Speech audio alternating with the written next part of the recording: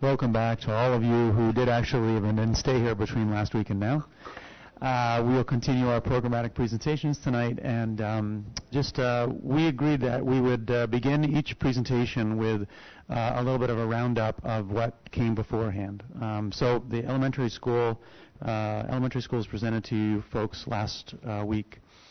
And really the essence of what they were saying is that the work at the elementary will be best served in this coming year by further embedding transformational technology. And I know that Cindy and Pam, when they talk about technology, they're going to use that word a lot as well.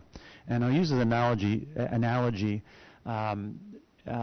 modification by adding technology and transformational use of technology are two different things. A modification, as a perfect example, is 15 years ago, Sue would have sat here and taken notes by hand. Now Sue types notes into her computer. That's a modification. And what we don't want is the district, it is a fool's errand to invest in these wonderful technologies and ask that our children just use them as word processors or just use them as search engines like an encyclopedia.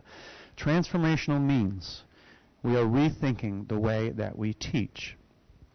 So as for instance, instead of Sue typing in those notes, Sue and Fred can collaborate on typing in those notes. They can be anywhere in the world to do that. They're going to jury each other's work. They're going to comment on the side using a little comment bar based on a specific set of criteria. Then they're going to submit it to the class, and the class is going to do the exact same thing, reflecting on how it compares and contrasts with their own work. And then they may add it to the school, the class webpage, and they may enter it in a contest. I don't know. They do that all in the comfort of their own wherever they're standing. But the difficult thing is we are 48-year-olds trying to learn how to use technology transformationally. So one of the things they'll definitely talk about is professional development to get us there. So we need the technology, both the equipment and the professional learning to get there. Increased access to enrichment. And they do not just mean the top 2%. They want every child in their building to have access to enrichment type activities. That includes project-based learning, and that may reflect itself in staff and or professional development, and fostering supports for social and emotional health. Every building is going to be talking about that. The middle school is going to talk very passionately about that, and a site-based wellness clinic. But this is huge. Watch the news. And we know how important this is for us to find ways to dedicate space, to dedicate staff, and to the professional development to ensure that our students are safe. So there you go. There's the elementary school.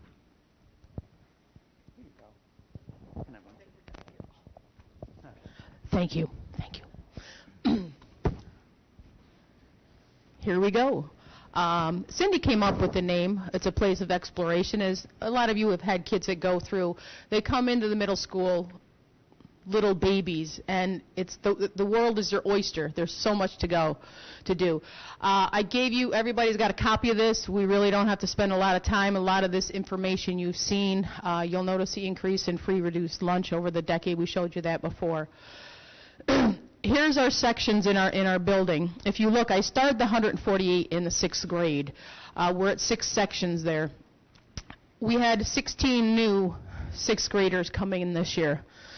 We have lost some kids, but 16 new kids, and it really pushed that up because we started the year with 6 sections. In 2 years, we're going to be about the same number, and we'll actually go to 7 sections and will not increase staffing. We have a way to do that. One of the things, our class sizes are there by average, and that's based on pretty much all of the classes except AIS and resources. What was the one thing I was going to say, Sin? Oh, probably I might know. Oh, one of the things I want you to know, the middle school currently is up about 10 kids this year. Peterby is up about 19 students. Becker is up 8 kids. Overall, as a district, we're up about 32 kids this year. I know we've had a lot of discussions about declining populations, but we are all seeing a bit of a push except for the high school, so I thought you'd like to know that. This is us this year. One of the things I want to thank you guys for is the Cindy Herron position. the things that she has done and taken over and done for this district, whether it's in the building, whether it's overseeing guidance, or really she does almost everything with middle school and high school special ed. It's been phenomenal for the district, and I would probably say my staff would say the same thing.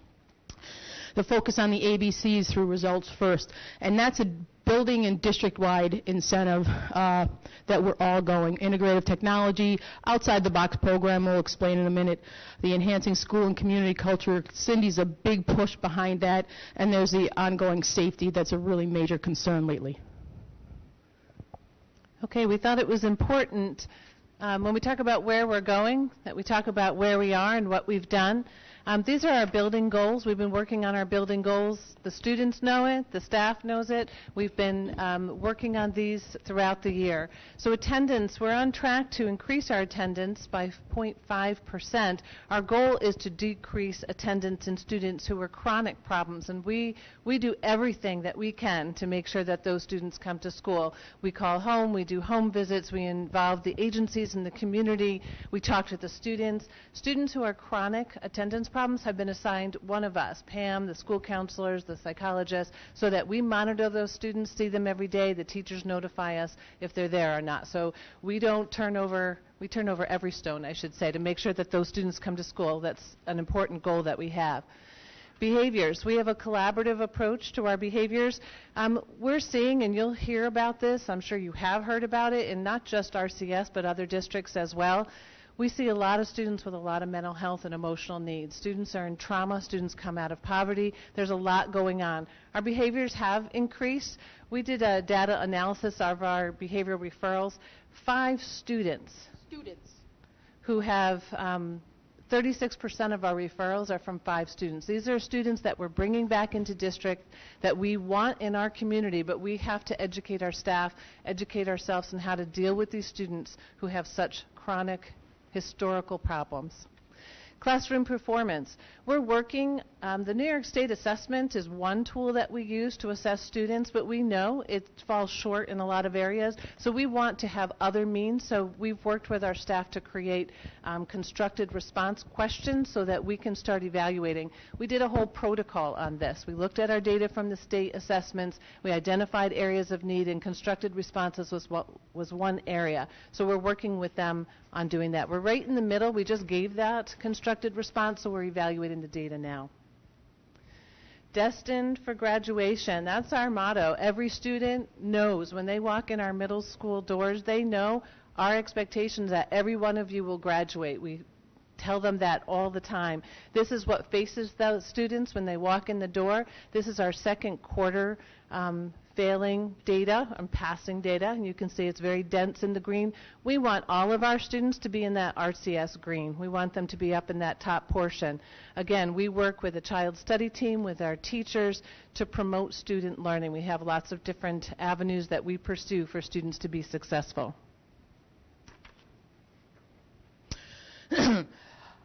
This is my baby. It continues to be. Another thing is the Chromebooks coming into the building, the carts of them. I can't tell you how many observations I've done, and the Chromebooks are there. Another plus to the Board of Education and the ideological thinking of Brian is the technology integration specialist. I was in a class today. Kara Buckley was there helping a teacher. She goes, now I have to go down to Becker. She is doing her job. She is bringing it forward. I hear from other people, the elementaries are like, yes, she's in the classroom, she's doing this stuff, and they are loving it. So I thank you for that.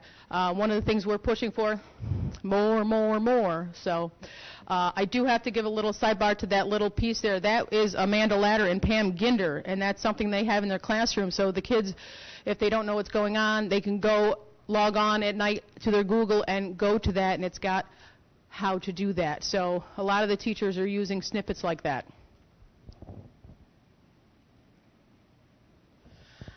Programming, thinking outside the box. We do it a lot of times. When I say in 2 years, 6th grade, we'll have the same number of teachers teaching and being able to handle another thing. Grow is continuous. It's not this year, but it's one of the ever-pushing things. Here's our big one this year. We've got a guinea pig in the high school. You always think of kids taking high school classes as accelerated and stuff like that. We have a child who actually was retained in middle school. We couldn't get this child to do anything, whatever, and we were retaining him in 8th grade. We made a deal with mom in 7th grade, didn't retain. 8th grade, we're retained. And we're trying to think, what can we do to motivate this child? This child comes over to the high school periods 2, 3, 4. He takes phys ed, he takes art, and he takes math. He is passing all of his classes. At the end of this year, coming out of 8th grade, he will have 2.5 high school credits, which is huge. If he continues to do that, he may be actually graduate in 3 years with his original group. And we're happy for that, because this child comes to school. He was an attendance issue. He was an academic issue. And we've been able to turn a child around. And we're really looking at it with Joe and Lisa in the high school of continuing this with some of the kids next year. It really, if they're socially appropriate, things like that, if we can push them, we're going to push them. And it's kind of reverse acceleration, and it worked for us. And we're happy about it. And I tell that kid every day that he's my guinea pig, and I appreciate what he's doing.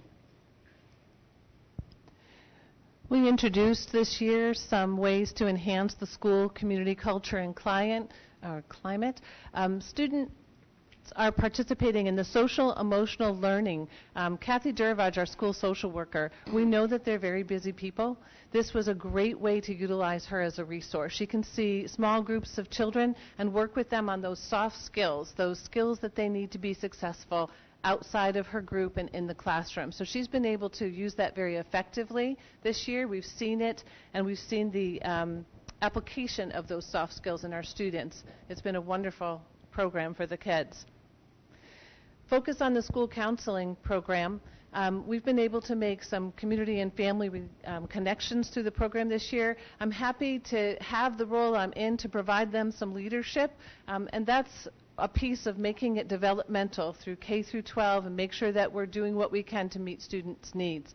They've been working very hard to create opportunities to enhance the transition from 8 to 9, and we're looking at ways that we can enhance the transition from 5 to 6. One of the things that we told the board that we would do, and we have done, we've begun to survey the students and survey families. The student population, the survey of the middle school told us the good news is that about 70-75% of the students know who the school counselors are and how to utilize them. But we're finding the other piece of that data did tell us about 33-37% of them are not seeking them out to solve personal issues. And you'll hear later on in the budget proposal ways that we want to enhance them utilizing that service. We go through all this stuff. We show you data. We do all of this stuff. We have programs. But this is our bottom line. And you know as well as I do in the past 2 weeks, this is what hit us hard. The safety issue going on in schools. Some of the stuff is the CRT meetings, and this is across a district, but I know in our building we've had 2 to 3 CRT meetings. Every morning stuff goes on. We're calling them back. We're reviewing, we're revising our protocols. We're having conversations with students. My teachers have been told, you have a conversation with every class. You talk about what's going to happen when that lockdown comes in, when there's a shooter, because it's going to happen. Stuff is going on and it's real, and you need to prepare them for what's really going to happen. And those are conversations, and some of the kids are getting a little scared, and the adults are having conversations about why we're doing it, why it's important, how you're going to save your own life or somebody else's. We're going through professional development. Cindy already set up, we had Needham come into our faculty. We had a 2.5-hour meeting on Monday with this. And one of the things that Cindy also brought forward from the high school last year was a DASA incident form. Kids come in with issues. And I'll tell you right now, that sign that you see we made up, it's on our doors, it's in our classrooms, it's everywhere, and it's working. Kids are like, I know you said if I see something I should say something, and they come and tell us, and we're like, write it down. This report goes in to the child's name that filed it, to the child who they think did something, and we investigate everyone, and they're actually filed by both of those children. So this is just a little bit, and I have to commend Brian and Fred. We've had meetings amongst us over what are we doing. We've shared with everybody all of the different avenues in the district, but we're sharing what we're doing to get ideas and to foster amongst everybody. Okay, so moving on to what our wish list is, and we believe the middle school is teaching the whole child. We know that we have to meet their needs. As Pam said, they come in as small little children, and they grow into young adults in just 3 short years. So we have a lot of educating that goes on during that time frame. Student-centered practice and procedures. We want to enhance decreasing student behavior. In order to do this, as I said, when we have students who are such high need, we have to begin educating our staff about how to meet those needs. One of the things that we are looking at now, we've started to investigate, is restorative discipline, which is a practice that helps students to be engaged in learning how to learn from their mistakes, to apply, be engaged in the process instead of just disciplining them, show them how to change their behavior and how it affects everyone in the school when their behavior gets better. So we want to engage people in that. We started a book review right now, and we hope to pilot it in the 6th grade next year. In order to do, I just want to mention for the budget, what we would need is some support in professional development, site visits, and make sure that the staff, to do it well, you have to be prepared and you have to be knowledgeable. So we need the time and the money to do that. Relationships and environment. Pam talked about safety. We know we can practice lockdowns, we can make sure the doors work and the windows are closed, but what it really comes down to is students having a voice and students knowing that adults care. So we have to have those connections with the students, and that's going to make the difference. That's going to keep them safe. We need to build on that. The social emotional learning classes that we have right now, they're targeted at special education student population. We want to grow that to a broader audience. We'd like to have community circles and social emotional learning development for all of our students. So we'd like to begin practicing how we can do that. Again, we would need to enhance our professional development and get some materials and site visits in order to do that. Community partnerships and engagement.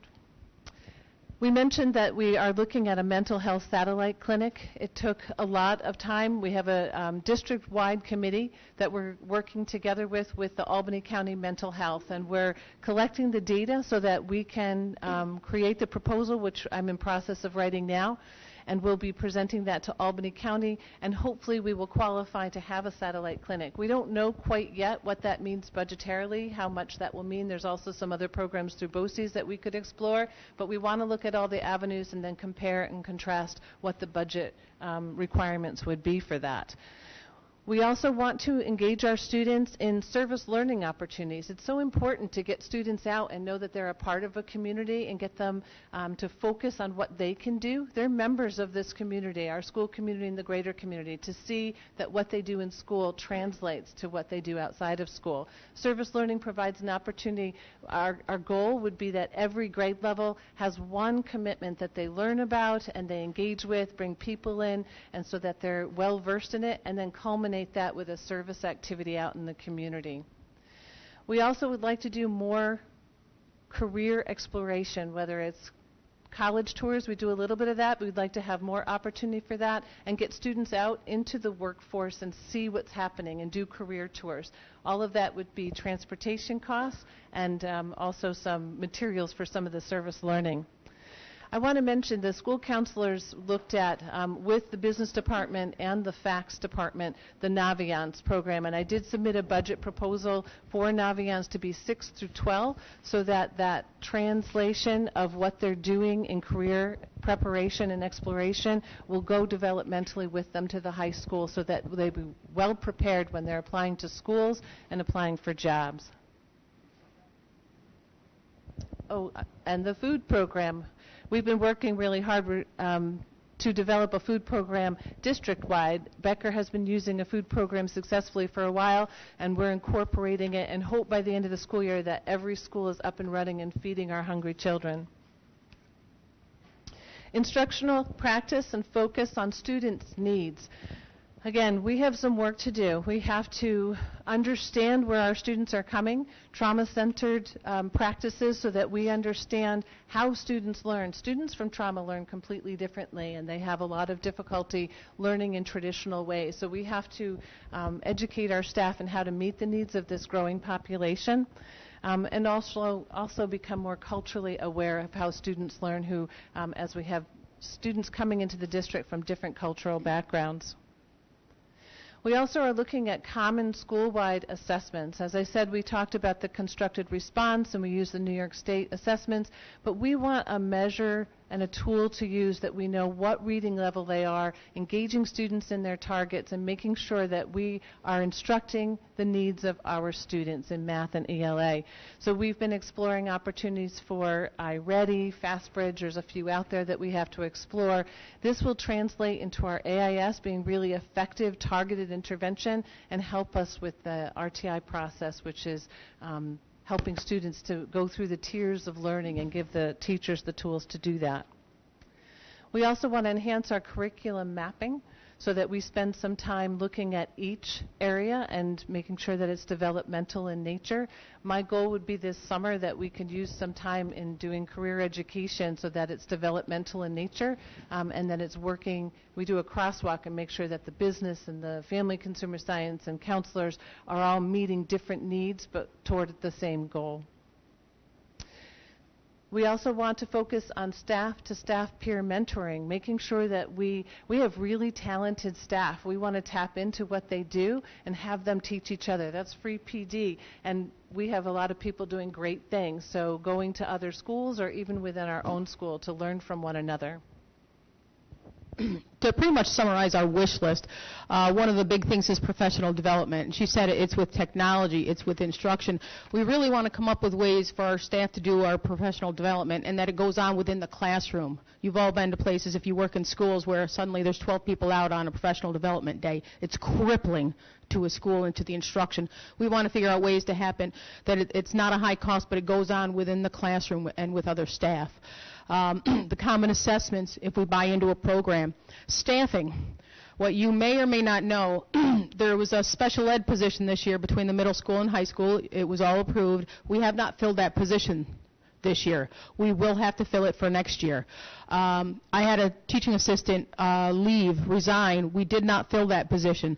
Based upon needs coming in, we are going to have to fill that position. So we've really saved the district a lot of money in not filling them this year, but they will have to be filled next year. Based upon the kids coming on and another special ed teacher, we might again need a new TA, which would be something we'd be asking for. We mentioned our enhanced opportunities for the kids to get them out there, some field trips. We want a lot of community career-based things. The colleges are one thing, and Molly Jennis does a lot of that just within the things she does, but we want a lot of, like, take the kids to Lafarge, take the kids to Sabic, go on trips, take a bus, take 20 kids. I don't want huge ones, I want small ones that impact kids. How many of you remember going on a field trip as a kid in middle school or high school? I can remember going to college, and it was like with anything I do with kids or adults, I plant seeds. We need to start planting some of these seeds for careers and stuff like that with these kids. So, and our other wish list is continuing with the technology. We want 100% of the students to have the opportunity and access. We're at 215. Reality is you're going to have to get more every year, and you're going to have to buy more to keep them up there. The ongoing and long-term replacement and maintenance, the professional development. You know, an example is this PowerPoint. We don't have school the other day, but all the administrators are on the phones and having a meeting the other day for 3 hours during the one snow day, and we're doing it with the technology. This PowerPoint we're doing it at separate places, separate houses, and we're still working on it. These are the things the kids are doing, the kids can do. You know, one of the things I talked to Mr. Ross at that open forum, and we talked about phones in schools, and his school has a whole different use of them, and I'm like, I'd love to get there, but how do we get there to have them use as educational tools and not social media nightmares? I'd love to see it. Here's a big one for me. Hire qualified, certified staff to deliver technology instruction, whether it's through library media specialists, instructional technology, or even in the technology classroom. we need people that are hungry and go-getters, and will do this for our kids and for our staff. Questions? I have a question, Rob. Talking about, some of the Chromebook uses and things like that, are teachers allowed to take Chromebooks home, and is that a policy of the district at all? Some of them have them for their full-time access. Some teachers have them in their classrooms. Mm-hmm. They have sets in their classroom, and they do share out within others. Some of them are assigned Chromebooks.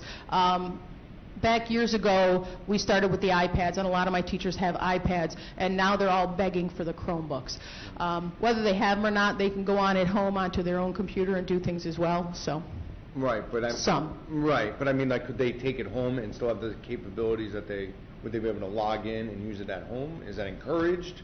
I know that I learn a lot more when I'm sitting home and I'm watching TV at the same time. Exactly, when you're you're playing around. Listening to TV, and yes, they can. Okay, because I think that's pretty important. And I think last year or this year, you guys did an in-service or a professional development day where you learned about some of the basics of like Google and things like that. I know at our school we had like a day where you mentioned where teachers show off, where the teachers are showing their best practices, everybody gets set up, and we were sort of putting groups, and most of it was really useful to be able to see what other people are doing. And now, you have middle school teachers using certain apps and things that are carrying over to the high school and vice versa, making, things more in line just by accident. So I think that was something really We did good. a lot more of that last year at faculty meetings where the teachers would be leading it. We have a couple teachers that were really, a couple I could think of that are primary that really push it, and Karen Buckley. And Buckley right now gets everywhere. Good. So. Good. Yeah. Something I do Karen- like the kind of, I like the idea of almost like a talent show. Right, that's how they did it at our school. They made it like Typically you rock have show. 4 or 5 that are pushing the envelope, and then you have We the had middle. that. We had one of those Yeah. last year, and it was. I know I had something else going on. It was actually led by the teachers, Yeah. and I came in later. But about 5 teachers I think came in, were showing Yeah, off because at a things. meeting, you see it, great, but to be able to have an hour to be able to play with it for a few minutes and ask, people how they use it in class was And they're less intimidated if it's not led by us. Right. And I just had one more quick question. You mentioned something about the satellite mental health clinic. Yes. Is that for like RCS to host, or we're going to get? Can you just elaborate on Sure. what that exactly means? Sure, we have to first qualify, so we had to collect the data, so we had For a the committee state, of we're people. qualifying through Albany County. Albany County, okay. So they would assess whether it looks like we would be able to manage it and if we have a need. So we know that our families don't have transportation, that it's far away, that there aren't any mental health places for them locally. We also have very high numbers. So we're collecting that data and putting it in a format to submit it. They will say whether we qualify, and then they give us options that might work, whether it's Parsons or Northeast or other programs that they have that might be available to us. We would have to give them a space, so we would have to evaluate the space, and there are specific specifications for that space, and they have to have access to a computer, and then they would see students during the school day, Right. but families could come in and also meet with those people. Right. So it would really give us a tool to use as a resource for our families and our students. So they would tell us whether we would have enough need for 1 day or 2 days, depending on what we have. We have to make sure that it's viable for them too. So we wouldn't want to say 5 days and then not be able to meet that need. So we might integrate it slowly and introduce it and make sure the families are going to utilize it. And like, in order to qualify, is that something where we have to say we have 10 students that need this service, so the students already have to be classified, or they have to be deemed as they need this service? No, we had a series of questions about how many crises interventions we had, how many okay. suicide assessments Okay. did we have, and then we collected all that data. Gotcha. We had community members and people from every building helping us to collect that data. Right. So we have it now in a summary format, and we're presenting it in an application. I would love to hear, more about that, and as it develops, so I think that's great. Thank you. You asked a couple times for us to support you in PD. I mean, we support, but I don't know how we support that. I know you guys typically have your PD schedule, and you do what you need to do. How can we support you in that? I'll give an example for like restorative justice. There's people out there who are professionals in this, and I would want to bring them in and speak to our staff and show us. So they usually come with a cost to bring professionals in. Okay. And I also want to be able to send the staff out so that they can go to different schools, and there might be transportation costs involved with that. And there's also resources. There's great books out there. So to be able to supply the staff with the books and the tools that they need, there'd be a cost involved with that. And each year, when we present the sum total budget, the professional development is paid two ways. One is by Title II monies, which are ever diminishing. But from forces at the federal level, they've taken away some of our Title I and Title II monies, and they've promised to continue to do so until we will receive none, some of them, Title II, which is professional development. So each year, professional development, as we've had those discussions at the table, why we continue to fund that budget at that line. And it's in there for teachers, it's in there for leaders, it's in there for support staff. This is why, we're telling you why it's so important that we're able to maintain those monies. Thanks. First, thank you. This was amazing. It really covered everything that we've been kind of asking for feedback on. We were lucky to be second. Yeah, that's good. Trailblazers. It's okay. But one of the questions I have right on the front page is the ELA results from last year to this year, and those are extraordinary numbers. Is this something that was kind of a fluke in reporting? Is this better reporting, or is this something that we can replicate? Is it a fluke? It's not a fluke. Okay. These are the real numbers, and this is what's, and we have it broken down by grade level, and one of the big pushes with Christina Maloney, and the thing is, like, how are we measuring progress, and what is our bottom line? What are we not doing?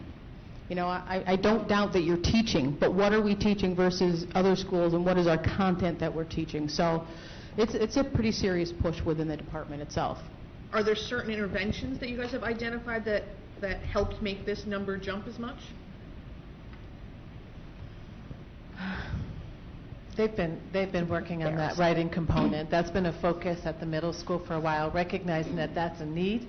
And when we do the item analysis, we can see that that's an area that they have trouble with, so really focusing on it. And we're enhancing that focus this year to really make the RACER approach across all the content areas, so that every content area that they go to, math, ELA, social studies, technology, they're incorporating literacy skills.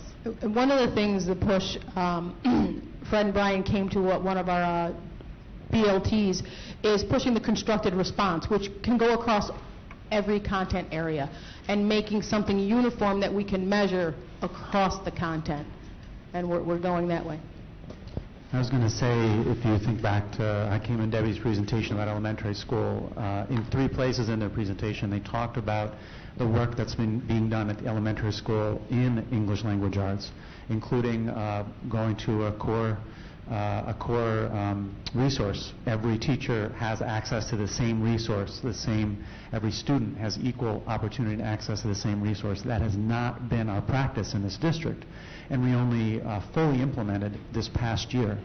So the biggest answer to say how we influence those scores at the middle school is we have redoubled the work that we're doing at the elementary school. And that includes the Basel, it includes ISA and other strategies that we've sent our early grade levels out for training, and we've had our reading teachers train. They're training our staff. The better we are at UPK, K, 1, 2, the better 6, 7, 8 is going to turn out. So we expect to see significant improvements in those results as we move forward.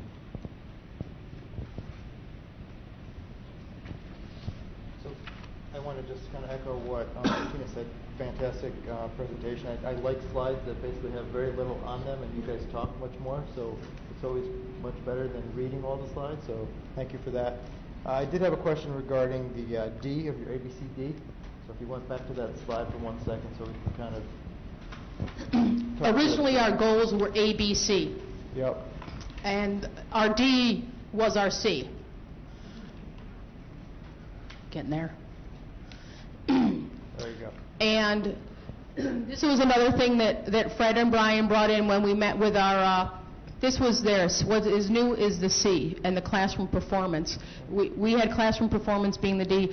We're looking at how are we going to work in constructive responses? This is why I brought that up a couple minutes ago.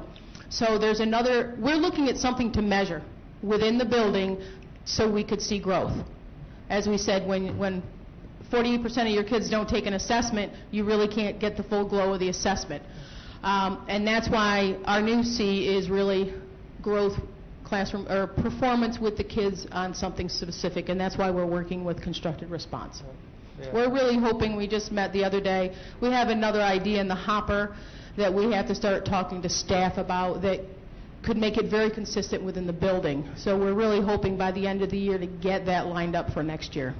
Yeah, because this was something that I brought up with the elementary presentation too, is that it's really hard to gauge how well you're doing for Common Core when you can opt out, right? Yep. So it makes it very difficult to say, yes, I'm improving, because the numbers may look like they're improving, but maybe less kids took it or whatever it may be.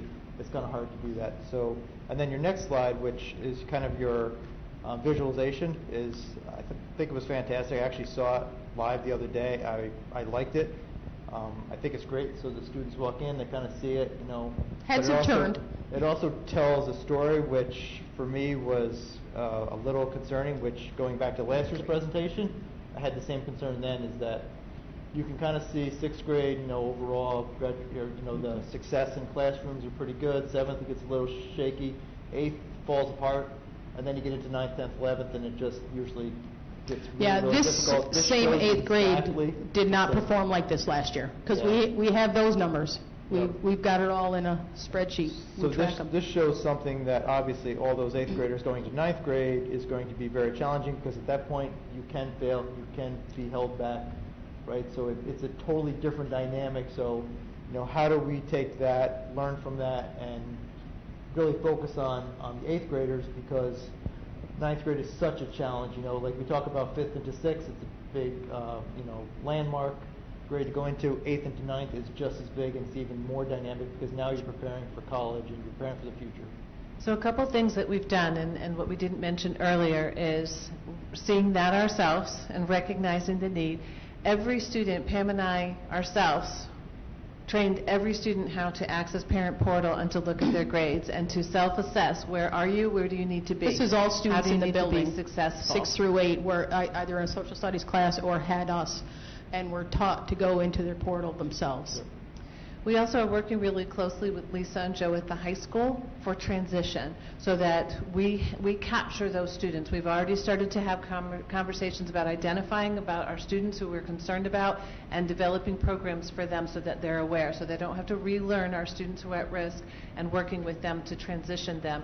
And our goal is that once we get the transition program, that there will be some soft skills, because these students aren't failing because they're not capable. It's because their needs aren't being met. And so we need to make those connections and identify. We need to get them here.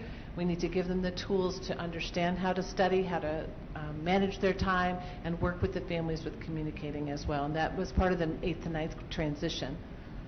Do we have any kind of programs for peer mentoring, where maybe you have a strong 11th, 12th grader that gets paired up with someone who they can identify with and kind of help pull along? We do get, the high school will contact us if we do need, what they look for kids that need hours and stuff like that, with I think usually Adam Sutton, et cetera. So some of the kids do get paired up. Pat White will pair some kids up with foreign language. Mm-hmm. It happens somewhat. And one of the things we were talking about when you talk about service learning for the kids is our kids going to the elementaries. And the same thing, when one of the elementary principals said one of the biggest impact they had was when those kids walked through in their cap and gowns. Mm-hmm. And kids remember that. Well, I know we see it in sports. If you're a younger student and you see the kids on JV work their way to varsity and do their things, that gives them something to visualize later on. And through some of those transition periods, if they've met someone in 7th and 8th grade that's already on the other side that they can see as a face when they walk in the door over there, there may be some value in there. I absolutely agree, and I think some of our at-risk students, you can give them leadership they wouldn't normally have by having that model. So I think it's a tapped resource, but I think we need to tap into it even better.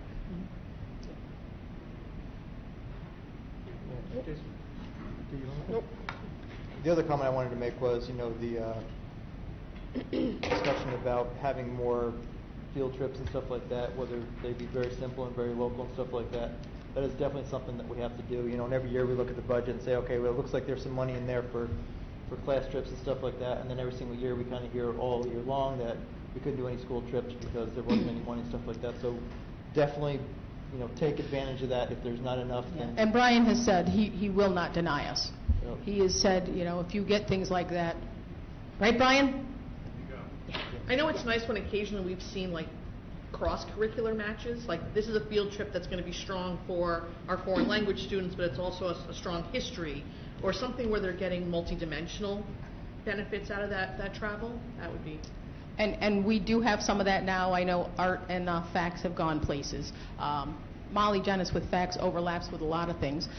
We have a couple of sideline goals with us, is literally to have teachers get together in 2s or 3s and come up with things, you know, come up with one thing that you will do with kids. I walk through the hallway planting a seed, and 2 teachers go, well, funny you should mention this. You know, the 8th grade has a lot of money, so we want to go to the science museum. And I'm like, giddy up, let's go. And they can only take 50 kids a day. I go, Sam, we go 3 separate days, which is great. It doesn't get in the middle of things. So it's, back in the day when I started, you know, as a teacher, you did everything. And those of you in schools know it's very hard sometimes to get people to be active with kids anymore. They have families, they get going. And we have some good community member teachers that are willing to go that far, and we want to kind of get some of the younger teachers pulled in, even if they don't live in the district, to do one thing during the year, and it'll make a huge difference. To get that teacher forum, I think hopefully a lot of good community connections were made, and you got to ask them to step up. You know, this is the time when we need them to, you know, maybe they're not coming into our classroom, maybe they're helping us find transportation to take our kids somewhere. You know. Maureen Martin at the high school has been developing really strong business relationships for our students, for the high school students with the CDOS. So tapping into those relationships that she's been working with and get our students, it's exposure, getting them out there and seeing what the potential is for them on college campuses, in the community, looking at businesses. There's so many ways that we can help them see why they're in school and what the goal is. Any other questions? Thank you, ladies.